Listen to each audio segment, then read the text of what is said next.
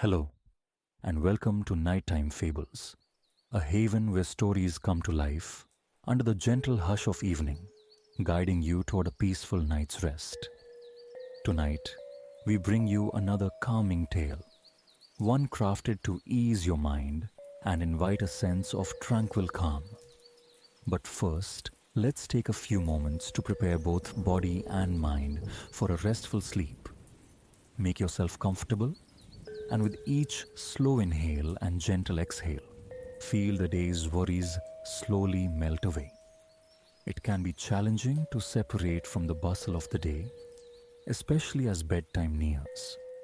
Yet remember, the less we fret about falling asleep, the more our minds can let go of lingering tension. Let the gentle flow of your breathing soothe any concerns and allow tonight's story to guide you into a deep, restorative slumber. Now get cozy and let the soft glow of nighttime fables envelope you. Enjoy this story, and may it lead you into a serene and restful sleep.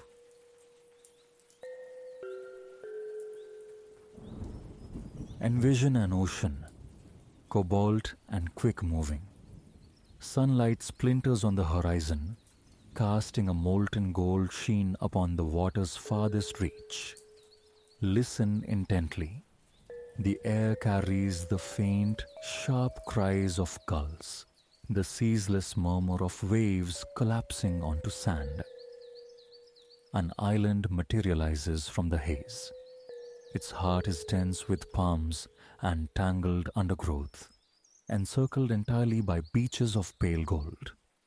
Sporadic, unassuming settlements dot the landscape, yet their forms dissolve into the natural contours difficult to discern.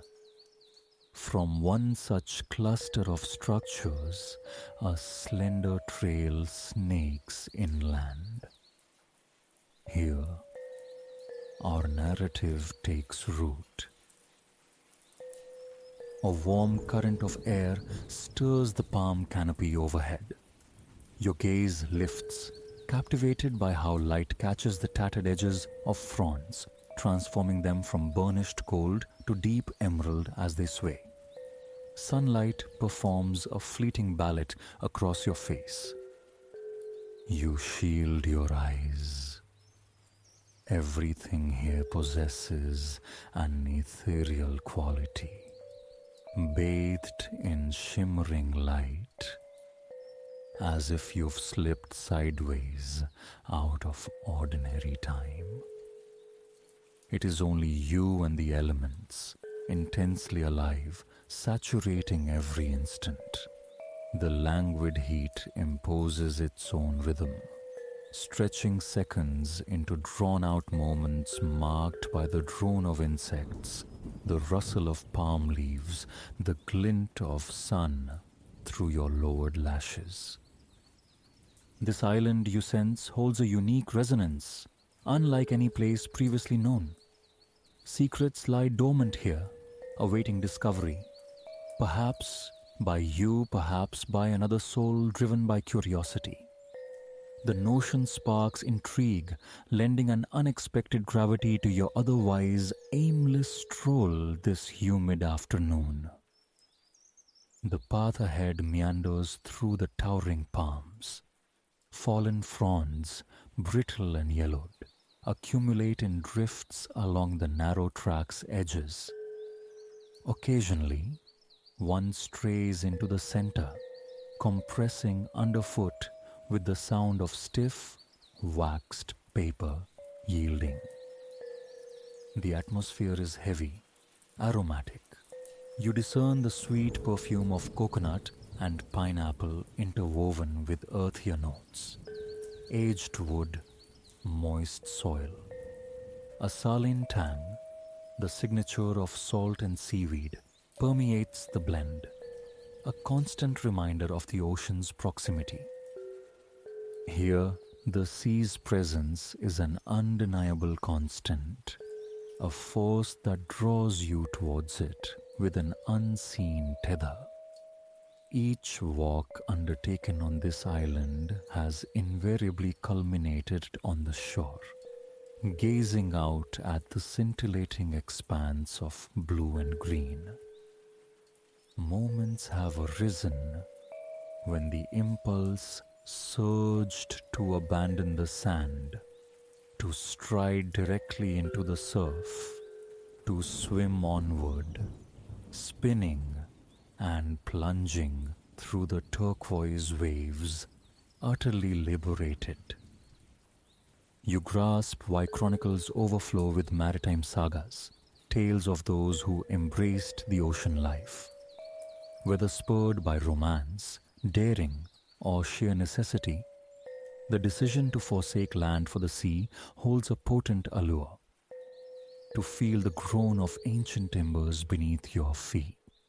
Hear the sharp snap of canvas swelling with wind. Pressing onward, you arrive at a bend where a palm has grown askew. Leaning across the trail, you extend a hand, tracing the rough, scaled bark as you negotiate the crooked trunk. It serves as a quiet reminder. You are merely a visitor among these sentinels. They have witnessed innumerable passages, heard the tread of countless feet, and will endure long after your presence fades from this place. As you proceed, a delicate prickling of moisture beads on your skin. Days blur into nights under a persistent cloak of warmth and humidity, rendering the sporadic breezes that curl around you a welcome reprieve. One such current teases the nape of your neck, initiating a gradual cooling. For an instant, your thoughts clarify, as if a dreamy film has dissolved. The palm fronds appear sharper, the tangled undergrowth a more vibrant green. A fly buzzes past, its sound distinct and true, mirroring the resonant electric thrum of insects orchestrating their symphony within the trees. Beneath this layered chorus, you perceive the steady, rhythmic pulse of your own heart. Close your eyes. Focus on the teeming life sheltered from the fierce sun beneath the palm's protective awning. Your own heartbeat, the ceaseless insect hum, the rustle of a small creature moving in the distance, a gull's cry, the faint sound of another human presence nearby. The breeze subsides, the dreamlike languor resettles, the humid warmth enveloping the trees like a thick quilt, muffling thoughts and sounds anew. It is you and the elements, vibrant yet subdued. Your feet navigate the gentle undulations of the path. Now and then, a palm frond crumbles beneath your shoe, or a patch of loose earth shifts slightly with your passage. Your eyes drift lazily from roots to foliage, to a sliver of azure sky, to a mound of damp leaves and detritus gathered at a trunk's base. Time flows thus, measured by your movement through the whispering palms. Then, the trail confronts a dense thicket of trees, packed so tightly that the view beyond is entirely obscured. You halt, allowing your other senses to sharpen. Closing your eyes, you inhale deeply. The familiar scents return: pineapple and coconut, damp foliage, earth, seaweed. But the brine is markedly stronger here. Your senses respond keenly to the salt. A new sound infiltrates the palm forest drone, the rhythmic crash of waves upon a sandy shore. The beach must be near. Scanning the wall of trees, you spot a V-shaped opening between two palms, just wide enough to pass through. Bracing your hands on the coarse trunks flanking the gap, you push through the encroaching vegetation and step forward. Beyond the screen of green, a breathtaking vista unfolds. A gloriously windswept beach. Golden sand extends in either direction, vanishing into the horizon. Directly ahead, cerulean depths surrender to white-crested waves that surge and retreat across the shifting sands in an endless, fluid exchange. You descend towards the waterline. A recent wave has left behind traces of foam and a darker, damp outline marking its reach. You trace this shadow in the sand with your foot, stepping back just as the next wave rushes towards you. As the water nears, you crouch, letting it sluice over your fingers. It is surprisingly warm. Grains of sand cling to your skin as the receding wave tugs gently. Straightening, you scan the length of the beach. Far off, a substantial dark form rests upon the shoreline. You raise a hand to shade your eyes, attempting to discern details, but the distance is too great. Curiosity propels you forward.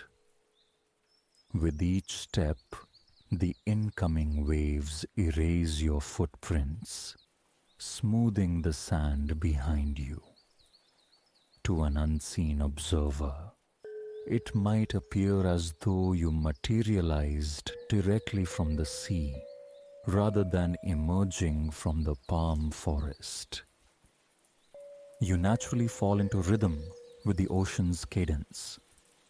The air here is bracing compared to the heavy stillness among the trees. A sea breeze ruffles your clothes and evaporates the moisture on your skin, bringing a pleasant coolness. Occasional gusts lift loose sand, sculpting miniature dunes along the berm, separating forest from shore. Every gust whips the blue water into a frenzy of whitecaps. Even from here, you can see the deeper water churning restlessly. Soon, you are close enough to the dark shape to register specifics. It is unmistakably a large, old-world wooden sailing ship, beached and evidently long abandoned. It lists dramatically. Tilted onto its side, sections of the hull are visibly missing, along with planks from its weathered sides. You ponder its final voyage, its destination, its passengers, the circumstances that led to its ruin on these solitary shores. Approaching the vessel, its immense scale becomes truly apparent. Standing beside it, you feel dwarfed by the hull, sections of which are encrusted with salt, sand, and barnacles. Its dark timber cuts a formidable silhouette against the azure sky. You crane your neck, trying to see the tops of the masts. A portion of the keel is exposed. Reaching out, you touch it. The surface is coarse, abrasive, as if years adrift have transmuted the ship into something more akin to a creature of the deep than a craft built on land. Clumps of desiccated seaweed hang like ragged drapery from the wreck. Thick, frayed ropes dangle, swinging idly in the breeze. They appear almost petrified, perhaps by time and salt, transformed into curious artifacts a beachcomber might collect. Circumspectly, you circle the ship, until you reach a damaged section of the hull. Peering inside reveals a storage hold cluttered with wooden crates, chests, and burlap sacks. You rest a hand on the splintered wood. In that instant, a peculiar sensation flows through you, a distinct summons to explore this wreck. It's inexplicable, a magnetic attraction emanating from the derelict vessel. The ship, it feels, has singled you out. With a quick glance down the empty beach, you hoist yourself into the ship's shadowed interior and begin to investigate. Subdued daylight filters through scattered holes and fissures in the aged wood. The air within is stagnant, laden with dust. Curiously, it feels drier here than outside, despite its exposure. You detect faint, ghostly aromas, perhaps dried spices or grains, and a sweet, almost burnt sugar fragrance reminiscent of molasses or rum. Most crates and chests are secured with heavy iron padlocks. You investigate a few sacks, finding their contents largely vanished. You discover a shriveled lemon, hard as stone, and a glass bottle tightly sealed with a stopper. Navigating the dimly lit labyrinth of storage, you soon encounter a flight of stairs ascending to an upper deck. An intuitive sense of safety pervades. It's as if the ship itself sanctions your presence. Wooden steps groan under your weight, the sharp sound echoing in the profound silence. A fleeting urge arises to move more quietly, lest you disturb someone, but the realization quickly follows. This ship has been deserted for ages. It's just you, the forgotten cargo, the sand, and the sea. Reaching the next level, you find the crew's quarters. Old musty hammocks hang limply from the ceiling or are slung between support beams. Many are shredded, remnants left behind after the wreck. Finding little else of interest, you ascend further, emerging onto the deck open to the sky. The bright sun feels both blinding and benevolent after the ship's dim interior. Your eyes adjust quickly, and you wander the deck at leisure. You locate the ship's wheel. The stout wood is ancient and cracked, yet standing there, one hand resting upon it, gazing seaward, evokes a powerful sense of command. Captain, or perhaps helmsman. The thought prompts reflection. Who were these mariners? What were their narratives, their origins, their fates? Perhaps these questions will remain unanswered. Remarkably, the masts still stand tall. Crafted from sturdy, astonishingly straight tree trunks, they command admiration. A slight fluttering near the base of one mast captures your attention. Intrigued, you approach. It could be a fragment of torn hammock or a piece of sacking, but drawing closer, you identify it as a swatch of black fabric rippling in the breeze. Carefully, you lift aside coils of rope and a pair of heavy metal hooks resting atop the fabric, keeping a firm hold on the cloth itself to prevent it from being snatched away by a gust. Once freed, you unfold it with both hands. What it reveals stills your breath. There, stuck against the black background, stares a white skull and crossbones. As the realization solidifies, a gust of wind wrenches one side of the flag from your grasp.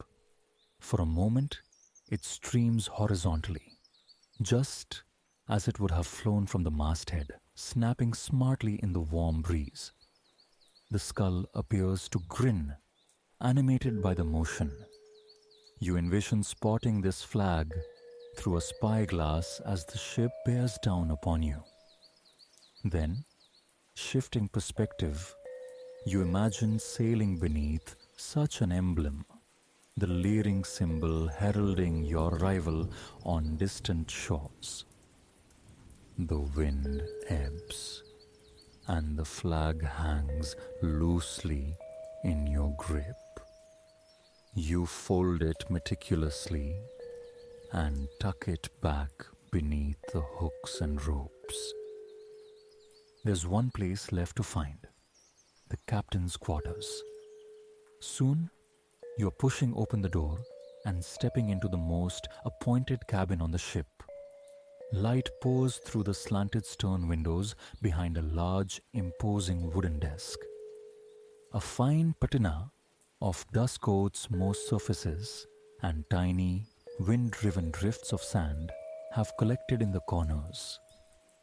The wooden floorboards, though weathered, possess an inherent elegance, as do the tarnished light fixtures and various nautical instruments scattered about. On the desk lies a stack of papers. You handle them gently, leafing through. The pages are yellowed with age, many brittle and crumbling at the edges. You discern lists of cargo, ports of call, perhaps a crew roster or passenger manifest. Whether these documents belong to the pirate captain or a previous master of the vessel, you cannot know. Leaving the desk, you move to a window seat overlooking the ship's stern and the vast blue expanse beyond. Were you the captain, you muse, this is where you would spend hours, dreaming of new horizons, reflecting on adventures past, or plotting those yet to come. Leaning against the seat, you feel something solid behind you. Reaching back, you retrieve a long, cylindrical wooden case. Carefully, you unscrew the two halves and extract a rolled parchment from within. As you unroll it, a profound sense of understanding settles over you. This, you realize, is what the ship intended for you to find. In your hands lies an intricately drawn map. Studying it closely, you see it doesn't depict some distant, unknown land as you might have expected. It appears to be a chart of this very island. And there, just inside the tree line, not far from your current position, is a bold X. X marks the spot. For what? You're uncertain. But you feel an undeniable compulsion to discover it. Glancing around the cabin, your eyes fall upon a long-handled shovel leaning against one wall. An incongruous item for a captain's quarters, you think. Or perhaps not. Perhaps this map was the very reason the ship journeyed to this island countless years ago. Perhaps the crew was preparing to seek whatever lay hidden in the forest when disaster struck, wrecking their vessel. Somehow the map was left behind, along with the shovel. With a final look out the window, you turn, stand, and collect the shovel on your way out. Back on the open deck, you pause, absorbing the stark beauty of the derelict ship. In its prime, it must have been magnificent, bustling with life and purpose beneath the watchful gaze of the black flag. Carrying the map and shovel, you descend the stairs through the crew quarters and down into the ship's deepest, darkest recesses. From the storage hold, you navigate back to the breach in the hull and carefully climb out. While the feel of sand beneath your shoes is a relief, a shiver traces your spine as you recall the strange enchantment of being aboard the pirate vessel. Consulting the map, you locate a small dotted line leading into the forest between two distinctively crossed palm trees. You scan the tree line for this landmark. It doesn't take long to spot the pair whose trunks form an almost perfect X. The sand surrounding the ship is soft and yielding. Your feet sink slightly, leaving deep impressions as you traverse the small dunes. But you quickly reach the berm, dividing beach from forest. Stepping onto it, you find firmer ground, littered with pebbles, twigs, and palm debris. You follow the edge of the trees to the crossed trunks. Bending slightly, you pass beneath their intersection, as if crossing a mystical threshold. A tiny carving on the right-hand trunk snags your attention. Etched into the bark is a miniature circle above an X, a simplified skull and crossbones. You are undoubtedly on the correct path. Now back within the forest's embrace, you notice the light has considerably dimmed. Sunset approaches. The day is already softening towards evening. A gentle breeze drifts inland from the beach, keeping this edge of the palm forest relatively cool. Ahead, you discern what might be a faint footpath winding among the trees. It roughly corresponds to the dotted line on your map, so you follow it. Dry fronds crackle underfoot. Insects escalate their evening chorus. Further in, you arrive at a secluded grove. According to the map, this cluster of trees encircles the spot marked with the X. You approach the nearest tree, examining the rough bark of its trunk. Just as you anticipated, the same small mark is carved there. You proceed to the next tree, finding the mark again. Methodically, you check each trunk, encircling the clearing. Each time your fingers brush the bark, you feel a deeper connection to this captivating place, increasingly enveloped by its dreamlike atmosphere. Perhaps it's that same magnetic pull, or the map's guidance, drawing you towards the grove center. As you step into the circle of trees, you know you've found a significant location. On the ground before you lies a large X, meticulously formed from pebbles of diverse colors. The stones gleam softly in the fading sunlight, filtering through the palm canopy.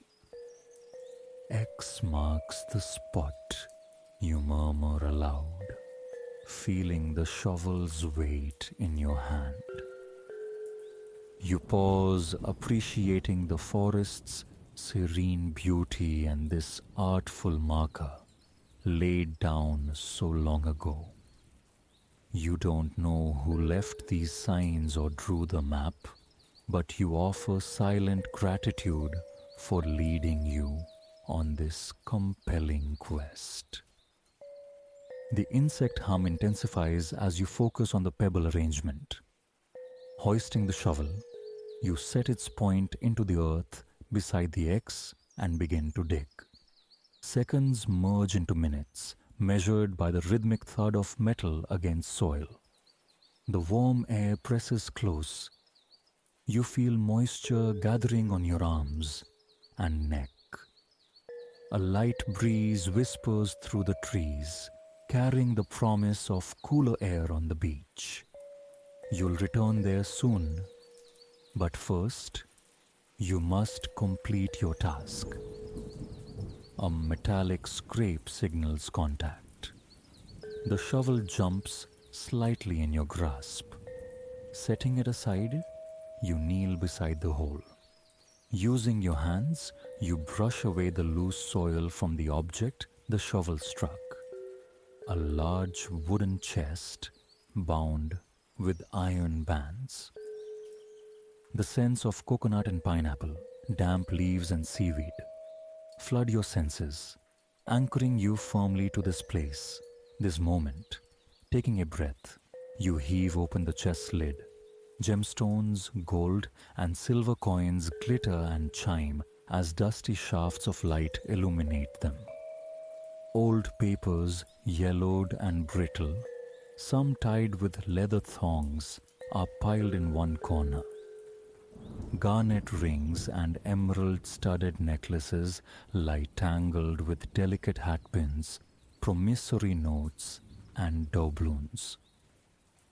And there, resting lightly atop the hoard, is a slender glass bottle containing a rolled message. You cannot decipher the writing. It faces away from you. Lifting the bottle, you hear a faint jingle as something small strikes the glass inside. A piece of jewelry, perhaps, or a single coin. As far as you are aware, you alone possess knowledge of this treasure. It is a secret shared only between you and the island. Only the insects and the ancient palms have borne witness to your discovery today. You carefully place the message bottle beside the hole and close the treasure chest's heavy lid. Your secret is safe, you whisper to the quiet grove. Then, using the shovel, you refill the hole, covering the chest. But instead of recreating the simple X with the pebbles, you arrange them to form the X with a circle above it, mirroring the mark on the trees. Carrying the shovel, map, and glass bottle, you exit the palm grove, ducking back under the crossed trunks. You retrace your path along the tree line, down the berm, across the soft sand, returning finally to the beached pirate ship. Climbing back through the damaged hull, you ascend the stairs to the captain's quarters, where you leave the map and shovel. Then, you emerge onto the open deck just as the sun begins its final descent. The sky ignites, glowing crimson along the horizon, feathered with deep orange bleeding into the darkening blue above. You turn the bottle absently between your fingertips, listening to the soft clink of the tiny object within. One day you will open the bottle and read its message when you are ready for the next adventure it might hold. And one day, perhaps, you will return to the forest, to the buried treasure, when the time feels right. For now, you remain, breathing the sunset air aboard the old pirate ship, listening to the groan of wooden planks beneath your feet, imagining the sharp report of black sails catching the wind, feeling the boundless freedom of a life lived upon the sea, chasing endless horizons. The papery remnants of summer sighed underfoot, a brittle symphony accompanying your stroll down the country lane. Ahead, a marker beckoned towards your destination. Cinder and Seed Hollow, the name roughly hewn into timber and suspended from an old sun-silvered wooden gate. Far away, forested peaks wore the russet and gold finery of autumn like a vast, rumpled quilt. Here, however, the earth lay flatter, smoothed into an ideal cradle for pumpkins. Above, the skyline stretched, a placid expanse of pale cerulean, dotted with clouds like drifts of cotton wool. Your gaze dropped, snagging on a maple leaf, flawlessly formed, a recent emigrant from the towering red and yellow sentinel beside you.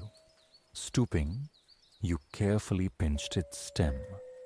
Held aloft against the sun's mellow diffusion, its intricate structure was a marvel. Unlike its crisp neighbors scattered about, this one retained a supple memory of its lifeblood, firm yet pliant. Too exquisite to abandon, you decided, tucking it gently into your satchel, a tangible piece of the afternoon. As you neared the gate, a zephyr ghosted past. A cool breath fell through the weave of your shirt. Instinctively, you drew your fine wool scarf a fraction tighter, a small defense against the chill. The gate's metal clasp yielded to your thumb with a protesting rattle and groan, testifying to its venerable age. Decades, surely, it had stood sentinel over this farmstead. Securing the latch behind you, you turned, and the air thickened, rich with the mingled perfume of sun-ripened pumpkins and the keen sweetness of apples. The entrance to the hollow unfolded as a brief dirt avenue, flanked by ranks of tall, slender trees. Leaves in every shade of fall, crimson, ochre, umber, flame, lay strewn across the pale earth track. Some shattered with a satisfying crackle beneath your soles. Others, still yielding, offered only silence. You approached a diminutive wooden kiosk, the threshold to the pumpkin realm. A woman sat within, offering a quiet welcome. Amiable words were exchanged before you retrieved the necessary coins from your pocket, placing them in her waiting hand. Her smile was brief as she triggered the metallic chime of the cash box and presented your ticket. You traced its fibrous surface with your fingertips, turning it over once, twice, before consigning it to your pocket. Beyond the booth, the scope of the patch unfurled. Gourds of myriad dimensions and hues sprawled before you. Diminutive, bright orange pie pumpkins huddled near the spectral allure of pale ghost pumpkins. You paused, admiring the stark beauty of the white ones, their glossy flanks crowned with stout, dark stems. What flavor hid within? Bitter, perhaps, or unexpectedly sweet? It had been too long since your last visit. The sheer chromatic and morphological diversity offered by nature's hand had faded from memory. Emerald globes, yellow dappled spheres, even party-colored specimens dotted the vista. Your survey swept wider, revealing more than just pumpkins. A barn, stark white with a black roof, an architectural echo of the ghost gourds, stood nearby. Signposts advertised a corn maze, an apple orchard, hay rides, and a bonfire. One particularly inviting nook housed a vendor purveying treats and steaming beverages. A definite future stop, you resolved. To your right, A large map was mounted on a sturdy post. You traced the route to the apple orchard, committing the farm's geography to memory. With the promise of a perfectly crisp ruby apple as your goal, you continued onward. For a time, you ambled along a narrow path bordered by whimsical displays, pumpkins painted with cheerful faces, festive garlands, and substantial bales of hay. The relative quiet struck you. A few families and small groups meandered through, but the patch was far from thronged. A peaceful excursion seemed assured, a prospect that warmed you. Soon, you reached the orchard. It was intimate, comprising perhaps a dozen trees, yet each limb sagged under the weight of plump, jewel-toned apples and leaves still startlingly green. Both littered the faded grass beneath like fallen treasure. A soft current of air stirred through the trees, the crispness brushing your arms. Though swaddled in a warm cardigan and scarf, the breeze found the tiny interstices in the knit. Yet, bathed in the gentle autumn sun, cocooned in wool, a profound sense of comfort settled over you. Wandering slowly, you witnessed a gleaming red apple detach itself from a branch just ahead. It bounced once, settling into a drift of leaves. Curiosity piqued, you navigated towards it. Foliage rustled as your hand delved into the pile, closing around the fruit. It felt satisfyingly solid in your palm. Turning it, you searched for blemishes, but found none. Only smooth, glossy perfection. This one surely was destined for you. Exiting the orchard via another dusky trail, you encountered a cluster of wooden signs, the arrows pointing divergently. One declared, "Candied apples." Your initial plan for a simple, unadorned fruit wavered, senses suddenly alert. Apple in hand, you obeyed the sign's directive. A minute or two of walking brought you to the promised booth. The stall presented freshly dipped candied and caramel apples, adorned with various toppings, alongside the enticing option of crafting your own. Following a brief exchange with the relaxed farmer presiding over the stand, he offered you a pointed wooden skewer. Taking it carefully, you impaled your apple, guiding the point through its base into the core. Once secure, you slowly submerged it into a vat of viscous amber caramel. The intoxicating scent of smoky, molten sugar rose to meet you as the hot, sticky liquid enveloped the apple's skin. Your mouth watered in anticipation. For the final flourish, you rolled the caramel-coated sphere across a bed of finely chopped peanuts. Perfection.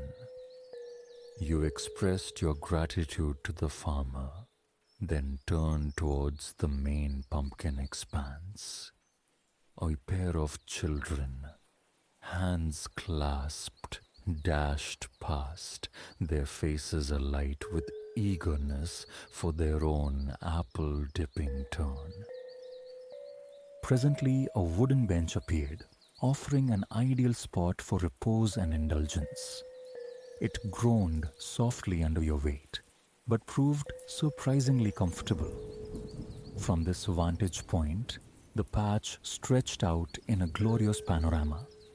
A straw sentinel, clad in linen overalls, stood amidst a sea of hundreds of orange pumpkins, a kingdom of varying sizes. Lowering your gaze to the caramel apple, you rotated it slowly, admiring your handiwork. Its surface shone, reflecting the soft afternoon light and the single branch of a maple tree arching behind you. Raising it, you took a careful bite, sinking your teeth through the crunchy coating into the yielding sweetness beneath. It was every bit as delicious as memory promised. You lingered on the bench, absorbing the view, the sprawling domain of pumpkins, their varied forms creating an uneven horizon line against the distant, hazy mountains. From this perspective, a chaotic tangle of curly and straight stems seemed to pierce the skyline. The very air tasted of autumn. Whispers of cinnamon and apple mingled with the deeper, earthier fragrances of caramel, pumpkin spice, fallen leaves, damp soil, and dry straw. Every element conspired to create a feeling of profound warmth and coziness. The urge to select your own pumpkin stirred, but you resisted for now.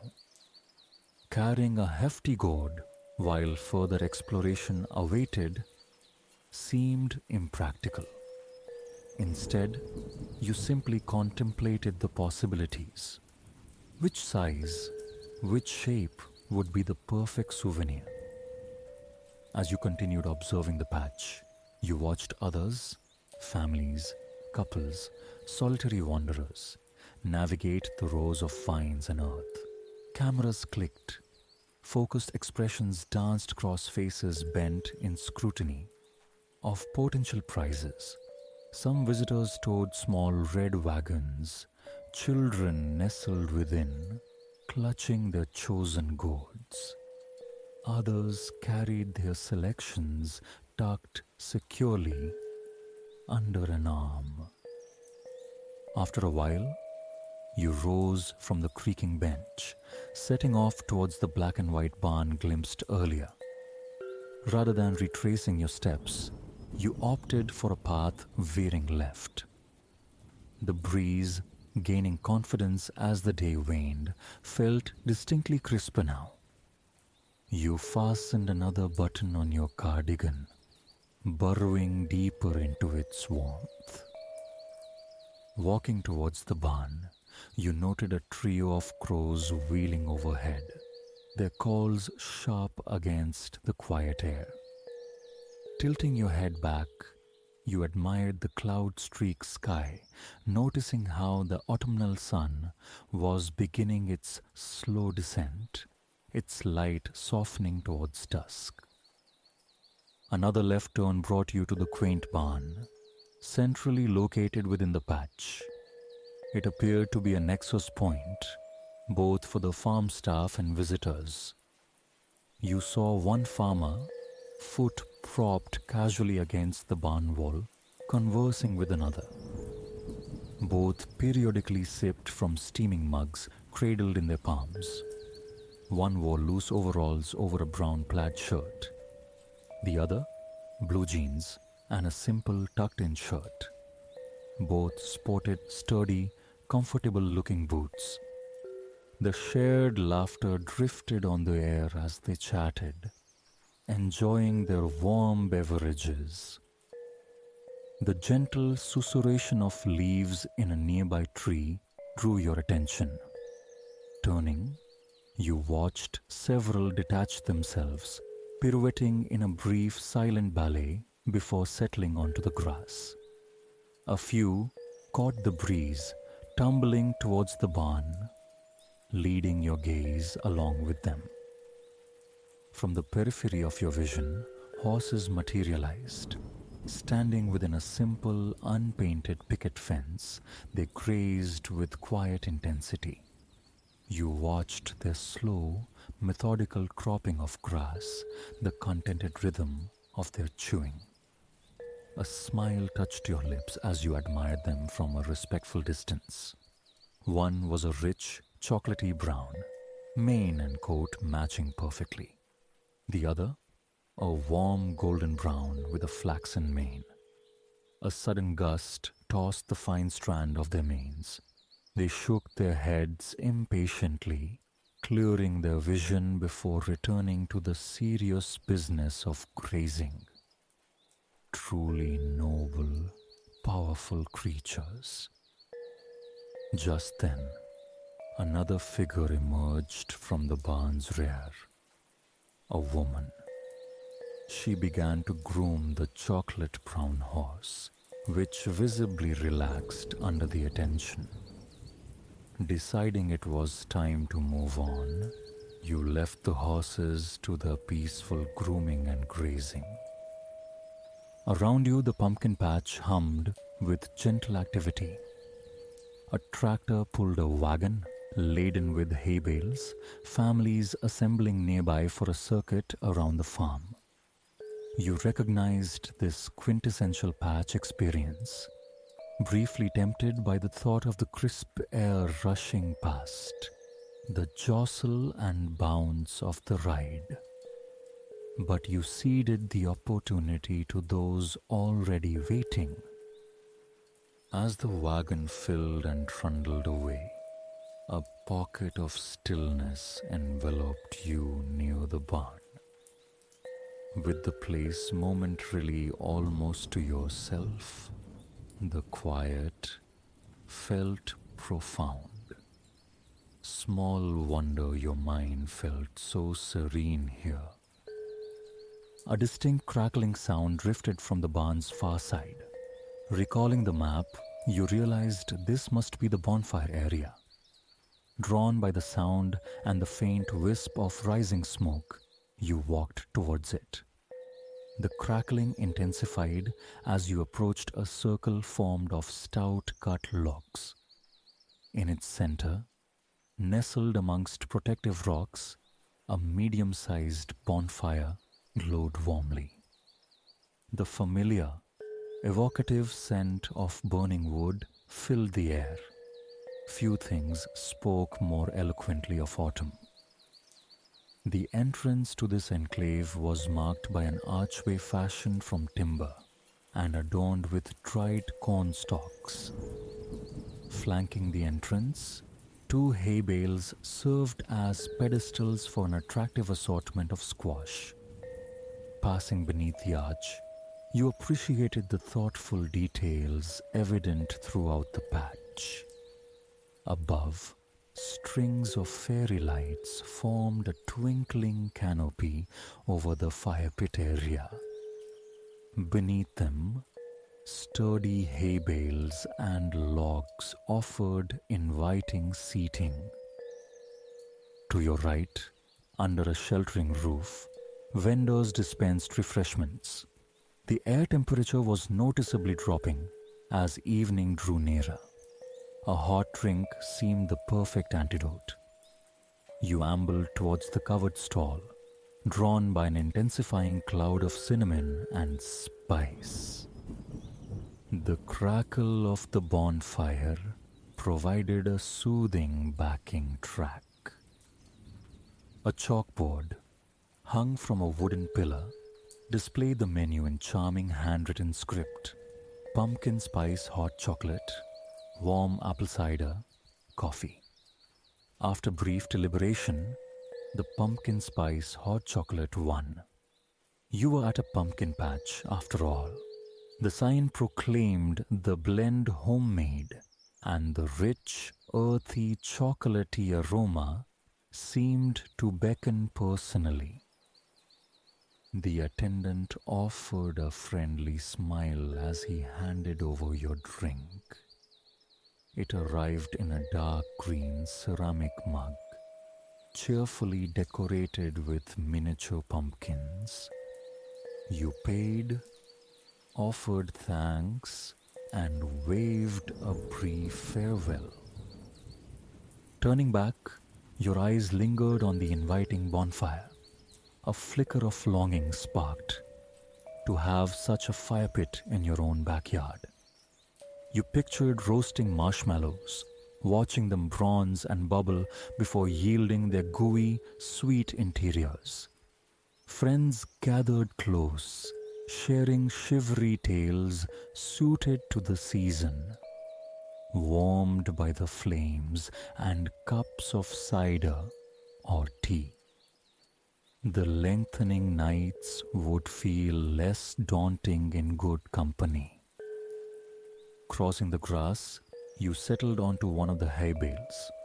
The rough, dry texture pricked slightly against your palm as you absently stroked it. Its dusty scent mingled intriguingly with the fragrance rising from the mug you held. Taking a deep, slow breath, you felt tension dissolve. Raising the mug, you inhaled the delicious aroma more deeply before taking a generous sip. The pleasant warmth spread through you, a comforting internal tide. Closing your eyes, you surrendered to your senses, the rustle of leaves in the surrounding maples and birches, the companionable crackle of the nearby fire. The layered scents of autumn enveloped you, inducing a state of complete peace. As the sun relinquished its hold and twilight began to deepen, the fairy lights overhead seemed to intensify their sparkle, the fire's heat radiating more noticeably. It had been a truly beautiful day. Now you simply sat, sipping your hot chocolate, appreciating the season's crisp signature, the fire's embrace, the whisper of the wind. Later, you would find that perfect pumpkin. And who knew? Perhaps the backyard fire pit wasn't merely a fleeting fancy. Maybe this autumn would see friends gathered for homemade pumpkin pie and stories after all. It didn't have to remain a dream, you mused, letting the pervasive atmosphere of cinder and seed hollow seep into your very being. Cradling the warm mug in both hands, utterly content, deeply cozy, you sat and offered a silent thanks to the earth for the splendor of autumn and this wonderfully restorative day.